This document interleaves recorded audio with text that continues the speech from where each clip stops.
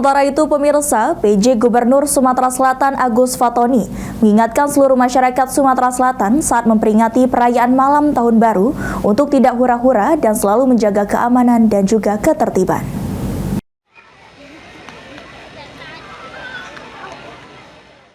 Tidak hura-hura dan selalu menjaga keamanan dan ketertiban.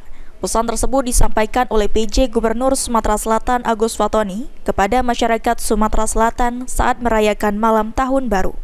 Selain itu juga disampaikan oleh Agus, masyarakat Sumsel harus melakukan kegiatan yang produktif dan juga selalu bersyukur, serta selalu menjaga keamanan dan ketertiban dalam memperingati malam pergantian Tahun Baru. Kita perlu bersyukur, kita juga melaksanakan kegiatan-kegiatan yang produktif, yang juga tidak berlebihan dan tidak hura-hura. Dan kita tetap menjaga keamanan dan ketertiban masyarakat. Jadi silahkan, tetapi dengan tertib, tidak berlebihan dan juga tidak menimbulkan banyak kerumunan-kerumunan. Khusus pemerintah provinsi sendiri, menurut Agus, dirinya telah mengingatkan kepada seluruh OPD untuk tidak melakukan kegiatan khusus dan hanya menggelar secara sederhana karena kondisi saat ini.